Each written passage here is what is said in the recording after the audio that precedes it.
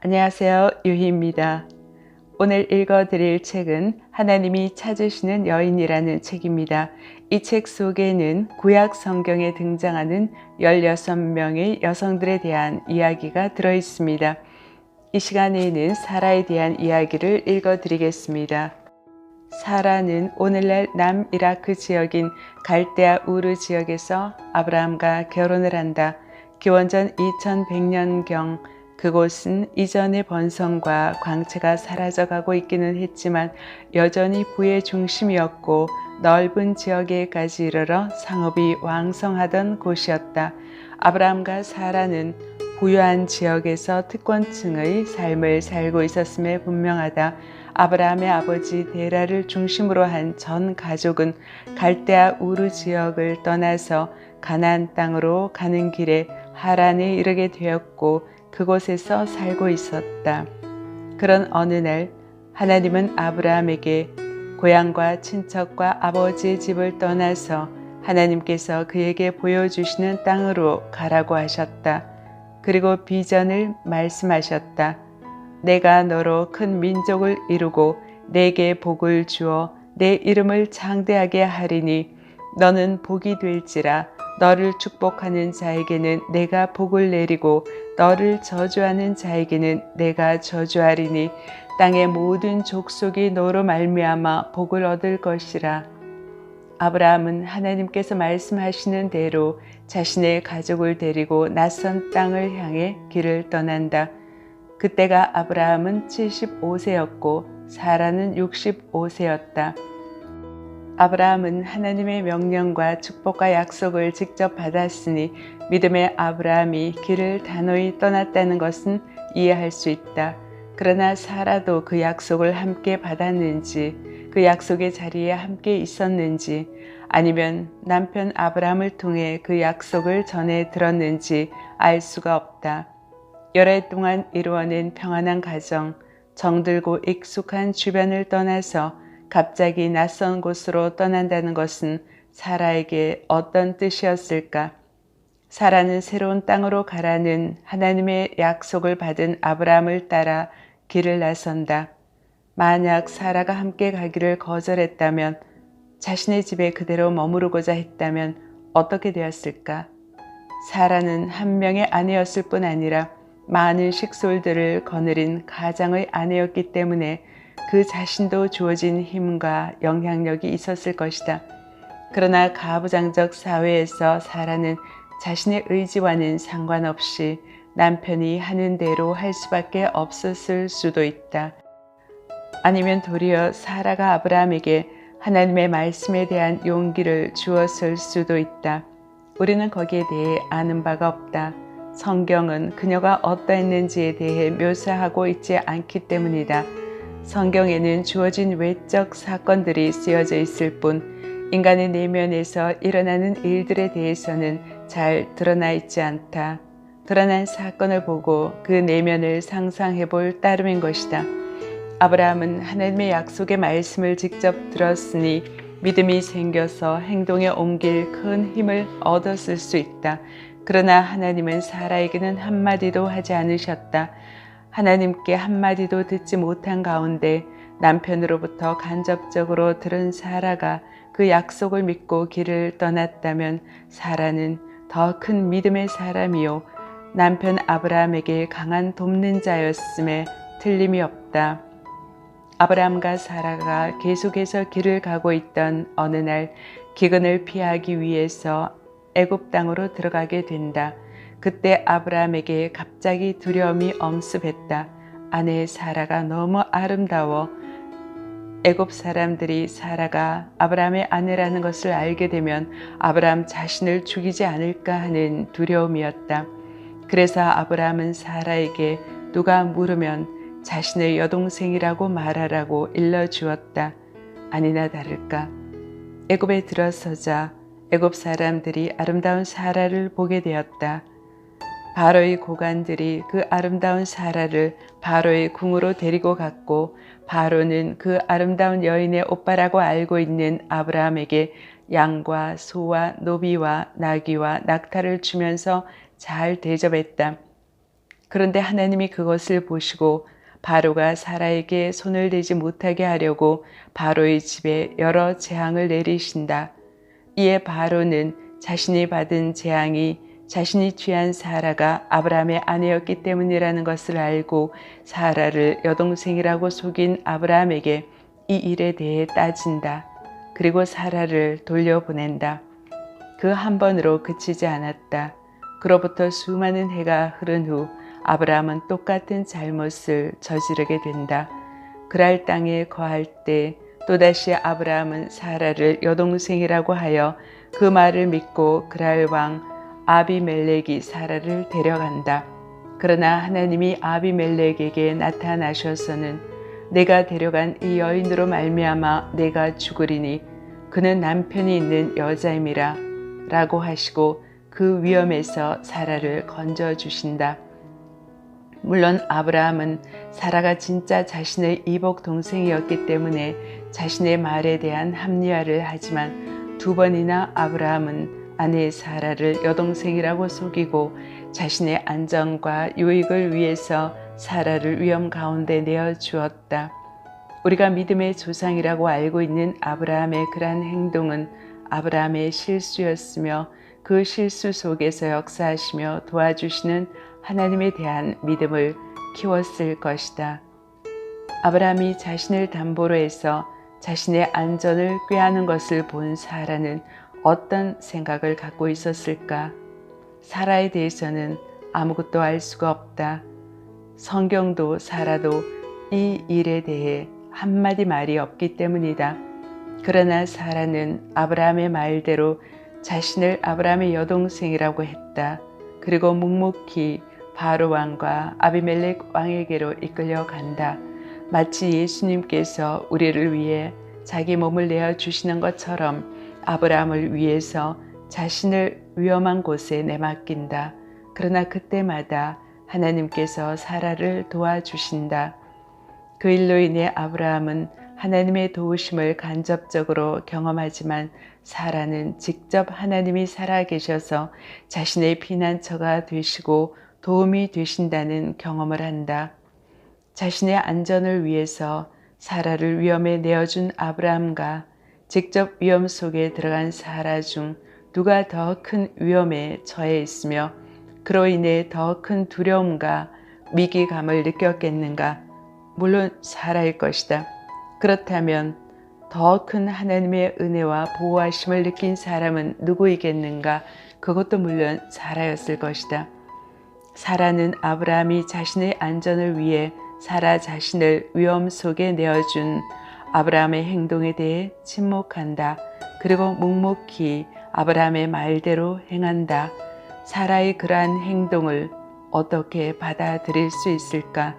사라는 아브라함보다 하나님이 아브라함에게 하신 약속의 말씀을 더 굳건하게 믿고 있었던 것은 아닐까?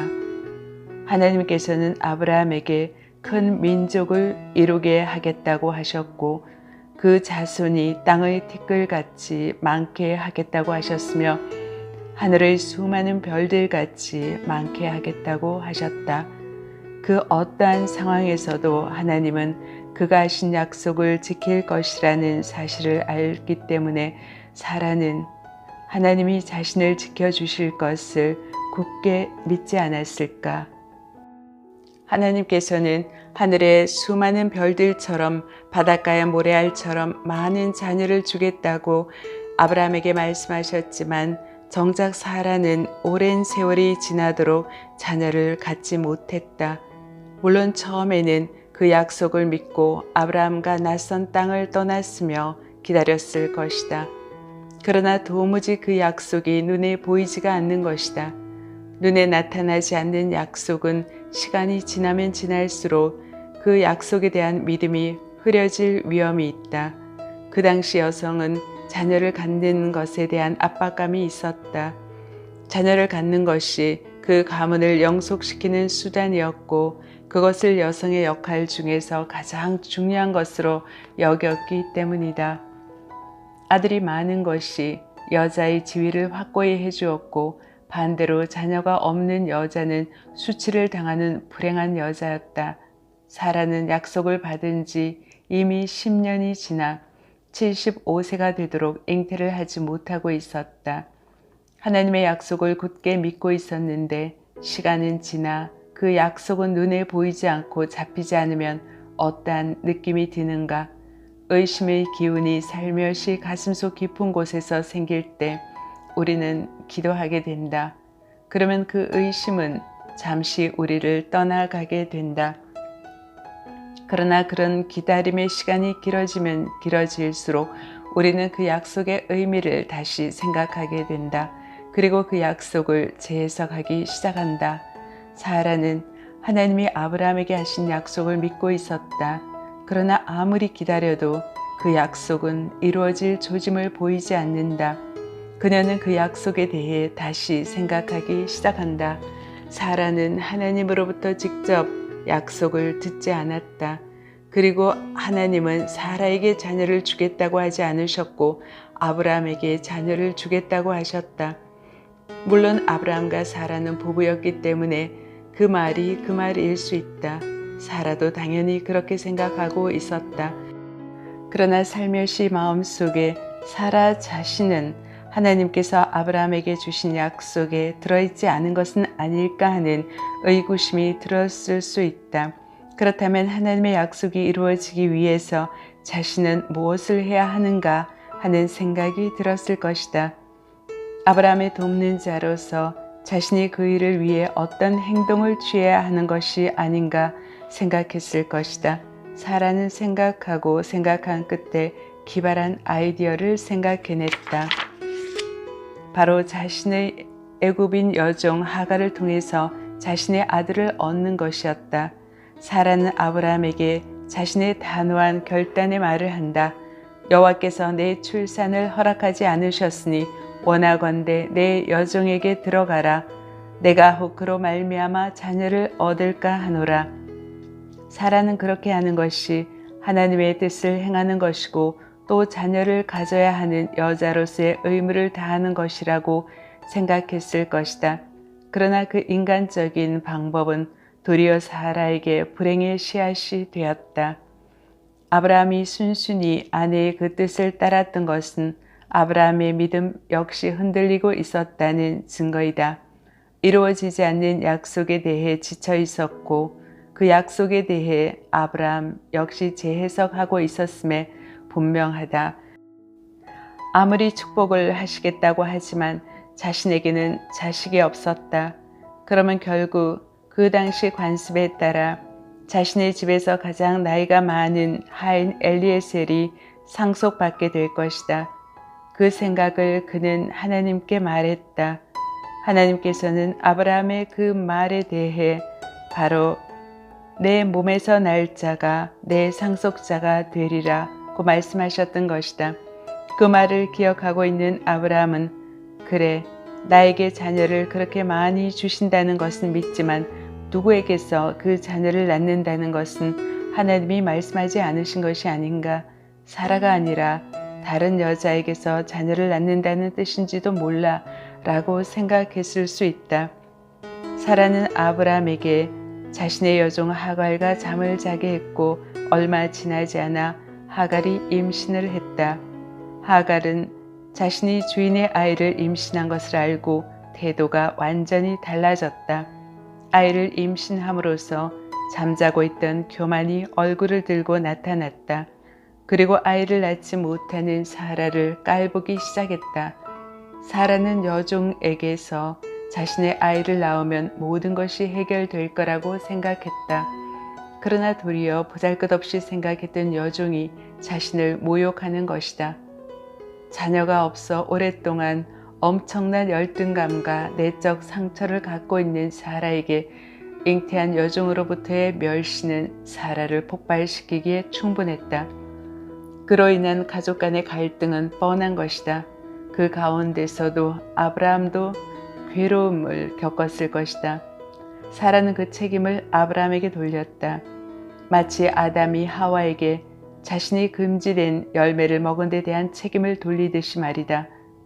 내가 받는 모욕은 당신이 받아야 옳도다.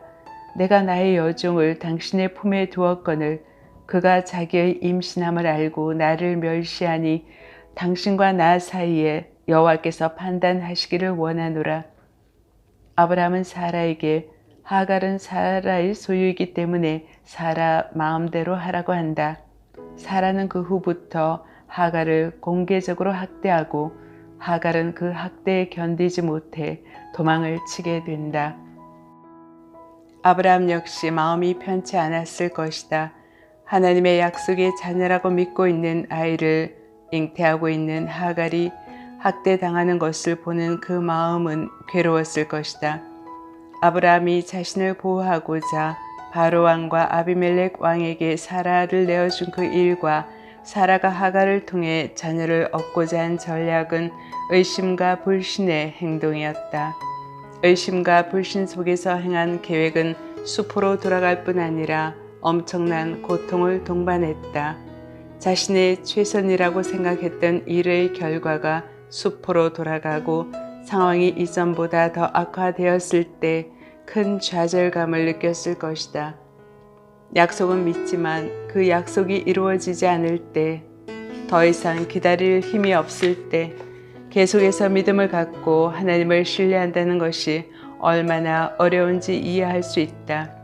그 믿음 속에 약간의 불신의 싹이 틀 때 그 믿음을 공격하는 세력은 바로 그곳을 목표로 할 것이다. 믿음의 조상 아브라함과 그 사람과 함께한 사라도 믿음의 시험에서 넘어졌다.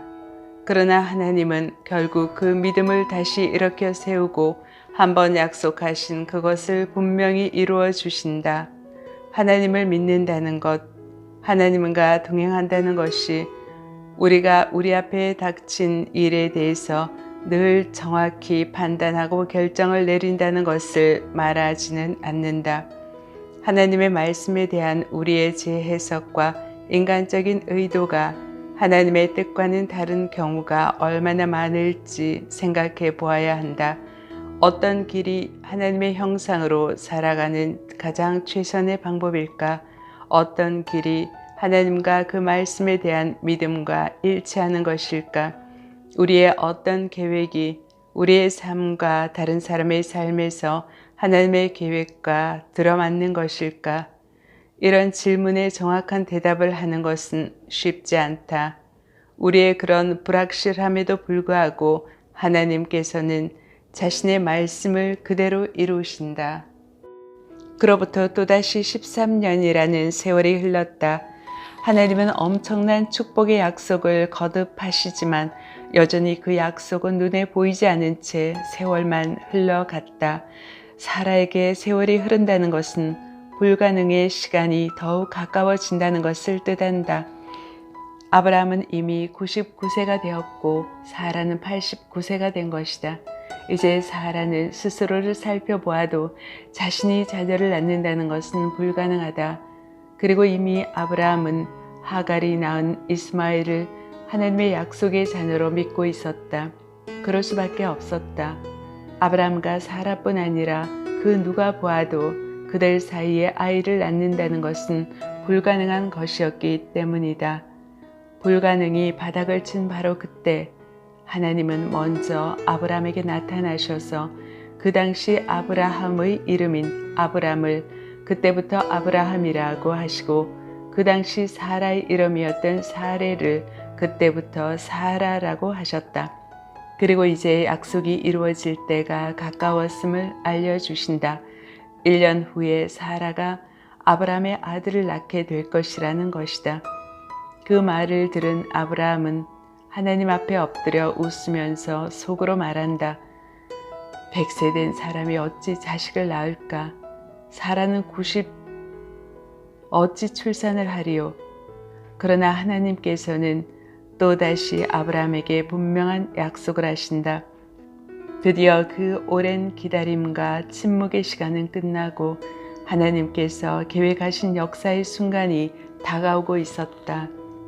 하나님께서 아브라함에게 나타나신 후에 하나님께서 2명의 천사와 함께 아브라함의 집에 나타나셨다.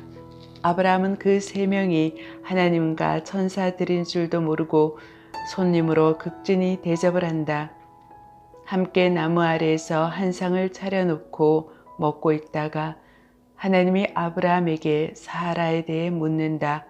내 아내 사라가 어디 있느냐? 이것은 그 오랜 세월 동안에 걸쳐 하나님이 사라에게 대해서 말한 첫 번째 말이었다. 아브라함에게 사라가 장막에 있다는 대답을 들은 후 계속해서 말씀하셨다. 내년 이맘때 내가 반드시 내게로 오리니 내 아내 사라에게 아들이 있으리라. 장막문 뒤쪽에서 그 말을 듣고 있던 사라는 순간 이미 생리가 끊어진 늙은 자신과 아브라함에게 어떻게 그런 불가능한 일이 일어날 수 있을까 기가 막혔을 것이다. 사라는 속으로 웃으면서 작은 소리로 중얼거렸다. 내가 노쇠하였고 내 주인도 늙었으니 내게 무슨 즐거움이 있으리요.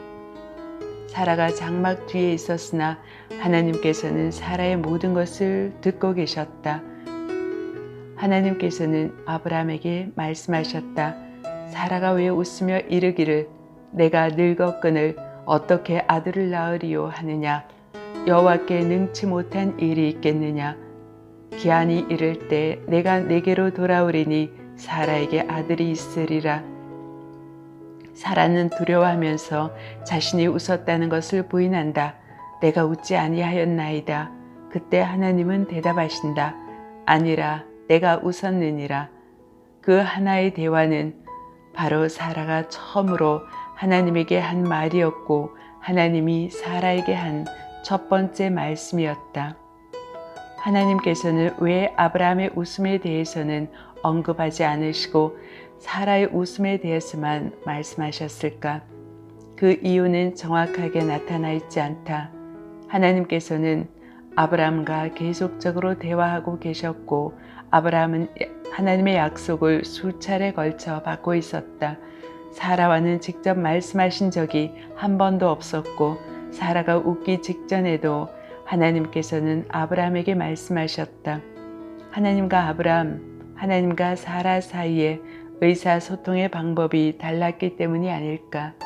사라가 왜 웃었는지, 그 웃음에 대해 하나님은 왜 민감한 반응을 보이셨는지 알 수 없다. 그러나 사라의 마음을 추측해 볼 따름이다. 너무나 오래 그 약속이 이루어지기를 기다렸다. 혹시 하나님의 뜻이 아닐까 하여 인간적인 방법도 써보았지만 그로 인해 괴로움만 당했다. 이제 자신의 생리가 끊겨버려서 더 이상 아이를 낳을 수가 없다. 더 이상 소망이 끊어져 버렸다. 아직 그나마 소망이 남아있을 때 하나님은 오시지 않고 왜 하필 이렇게 모든 것이 늦어버린 지금 오셨을까? 자신이 아이를 못 낳는 것은 뻔한 일인데 말이다. 그 망감이 교차하는 가운데 자신이 아이를 낳을 것이라는 말은 사라로 하여금 쓴 웃음을 짓기에 충분했다. 그 여인의 쓴 웃음은 큰 기쁨으로 바뀌었다.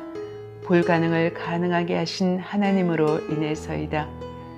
하나님께서 사라에게 약속의 말씀에 대한 확신을 직접 주신다. 여호와께서 능치 못한 일이 있겠느냐. 하나님께서는 사라가 믿지 못하는 것과 그 기다림의 고통과 걱정과 절망감을 다 알고 계신다. 그것을 나무라지 않으신다.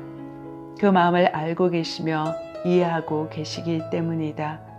사라는 하나님이 자신을 잊어버렸다고 생각했을 수 있다. 그러나 하나님께서는 그 자녀를 잊어버리지 않으신다. 한번 약속하시고 그 약속하신 바를 꼭 이루시는 분이시다.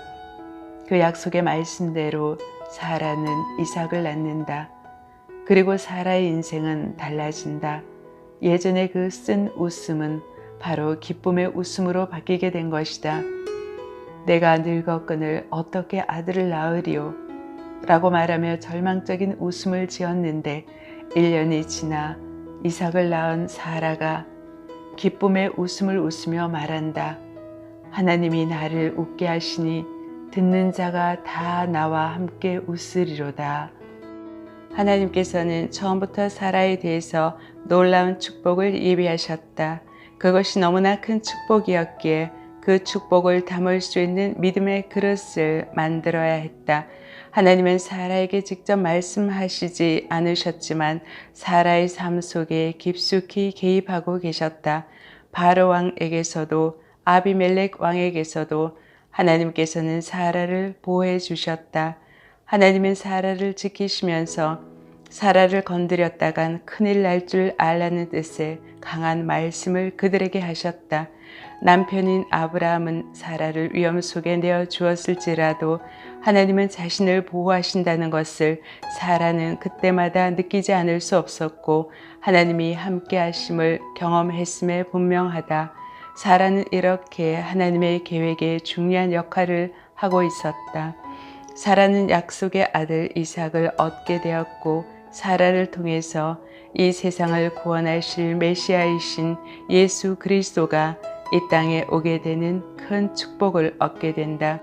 사라는 바로 하나님께서 에덴 동산에서 하와에게 생육하고 번성하여 땅에 충만한 그 일을 이루었을 뿐 아니라 여자의 후손이 뱀의 머리를 상하게 하리라는 예언의 실현의 중심에서 참여했다.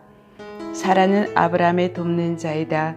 하나님이 사라를 어디에 세우시든 사라는 아브라함의 편에 서서 돕는 역할을 했다. 사라가 하나님께서 아브라함에게 하신 약속을 믿고 그를 곁에서 도와주었기에 아브라함은 때로 불신의 길을 가기는 했지만 끝까지 하나님의 믿음의 사람으로서 그 약속을 이룰 수 있었다. 아브라함이 약속의 낯선 땅으로 향할 때 사라는 그 하나님의 약속을 따라 함께 행동에 옮겼다. 우리는 여성이기 때문에 이러이러해야 한다는 소리를 수없이 듣는다. 우리의 비전은 그 관습과 사회적 제도의 경직된 억압에 의해서 그 힘을 잃기 십상이다. 아들을 낳아야 한다는 사회적 억압감이 사라로 하여금 하갈을 자신의 남편에게 주어서라도 아들을 얻고자 하는 잘못을 범하게 한다. 그 억압은 하나님의 진정한 소리를 듣는 귀를 막아버리고 하나님의 뜻과는 다른 행동을 하게 만든다. 사라가 아브라함과 다른 계획을 세우고 다른 행동을 했더라면 어떤 결과가 발생했을까? 사라가 누구나 생각하고 누구나 가는 그 길을 갔더라면 어떤 결과가 발생했을까? 그 시대의 관습과 사람의 말에만 얽매이고 자신의 편안한 그곳에서 머물렀으면 어떻게 되었을까? 사라는 하나님이 창조 때부터 예비하신 돕는 자이다. 많은 갈등과 많은 시행착오를 겪었지만 하나님께서는 결국 사라로 하여금 돕는 자의 소명을 담당하게 하셨다. 사라를 통해서 우리는 하나님께서는 자신이 한 약속을 꼭 지키시며 그분에게는 불가능한 일이 없다는 것을 배우게 된다. 우리의 믿음이 약하여 때로 실수를 할지라도 우리가 믿음이 약해서 행동하지 못해 열매가 없을지라도 하나님은 불가능한 것이 없이 모든 것을 가능하게 하시는 분이시다. 아브라함이 믿음의 조상인 것처럼 사라도 믿음의 조상임을 알 수가 있다. 믿음으로 사라 자신도 나이가 많아 단산하였으나 잉태할 수 있는 힘을 얻었으니 이는 약속하신 이를 믿보신 줄 알았음이라. 사라는 결국 메시아의 길을 닦게 되는 엄청난 일을 하게 된다. 이삭이 젖을 뗄 때가 되었을 때 하갈이 낳은 아들 이스마엘은 16, 17세쯤 되었다. 젖을 떼는 것에 대한 잔치가 열리고 있었는데 사라가 가만히 보니 이스마엘이 자신의 아들 이삭을 놀리는 것이었다. 사라는 너무나 화가 나서 아브라함에게 단호하게 말한다. 이 여종과 그 아들을 내쫓으라. 이 종의 아들은 내 아들 이삭과 함께 기업을 얻지 못하리라. 그동안 잠잠하던 하갈과 사라의 갈등은 수면 아래에서 잠자고 있었을 뿐 없어진 것은 아니었다. 그러나 그 일로 인해 사라의 화가 폭발해버린 것이다. 아브라함은 사라의 요구에 거부의 반응을 보인다. 그동안 자신의 아들인 이스마엘의 엄마인 하갈에 대한 아브라함의 마음이 각별하게 변했을 것이고 이스마엘도 사랑하고 있었다. 이스마엘은 여종에게서 났지만 엄연히 사라와 아브라함의 아들이고 상속자였기 때문에 사라의 요구는 그 시대적 관습에도 맞지 않는 일이었다. 아브라함은 몹시 근심이 되어 하나님께 기도를 드렸다. 하나님의 대답은 아브라함의 생각과는 다른 것이었다. 내 아이나 내 여종으로 말미암아 근심하지 말고 사라가 내게 이른 말을 다 들어라. 이삭에게서 나는 자라야 내 씨라 부를 것임이니라. 사라의 말대로 하갈과 이스마엘이 그곳을 떠나는 것이 하나님의 뜻이었다. 그래서 하나님께서는 아브라함에게 사라의 말대로 하라고 하셨다. 그 당시 관습과는 상관없이 바로 약속의 자녀인 이삭이 유일한 상속인이 되어야 했기 때문이었다. 그러나 하나님은 아들 이스마엘에 대한 아브라함의 사랑을 알고 있었기에 아브라함에게 이스마엘을 직접 돌보겠다고 말씀하신다. 그리고 이스마엘도 이삭처럼 큰 민족을 이루게 하겠다고 약속하신다. 하나님의 응답하심에 아브라함은 사라의 말대로 하갈과 이스마엘을 내어 보낸다. 갈라디아서 4장 22절에서 31절에서 사라와 하갈에 대한 언급이 나온다. 하갈의 아들은 육체를 따라 낳고 사라의 아들은 약속을 따라 낳았다는 것이다. 약속의 자녀가 바로 유업을 이어야 한다는 것이다. 우리는 여종의 자녀가 아니라 사라의 자녀인 것이다. 즉 약속의 자녀라는 것이다. 사라에게서 우리는 약속을 유산으로 받은 것이다. 이스마엘을 계속 이삭의 곁에 두고자 한 아브라함으로 하여금 하나님의 뜻에 따라 그들을 내어 보내는 돕는 자의 결정적인 역할을 한 것은 바로 사라였다. 하나님께서는 아브라함에게 한 약속이 이루어지기까지 희망을 갖고 기다리는 사라의 믿음을 수십 년간 지켜보고 계셨다. 때로 그녀의 믿음이 흔들렸던 것은 사실이다. 자신이 더 이상 잉태할 수 없음을 알았을 때였다. 그러나 그녀는 믿음을 지켰다. 하갈을 통해 아들을 얻고자 한 것은 불신의 행동이었지만 다른 한편으로는 하나님이 아브라함에게 큰 민족을 이루게 하신다는 것에 대해서는 의심하지 않았다는 증거라 할 수 있다. 방법이 틀렸을 뿐 믿음을 갖지 않았던 것은 아니었다. 그 긴 시간의 기다림 끝에 급기야 하나님의 약속이 이루어지는 것을 보는 그녀의 기쁨은 얼마나 큰 것이었을까.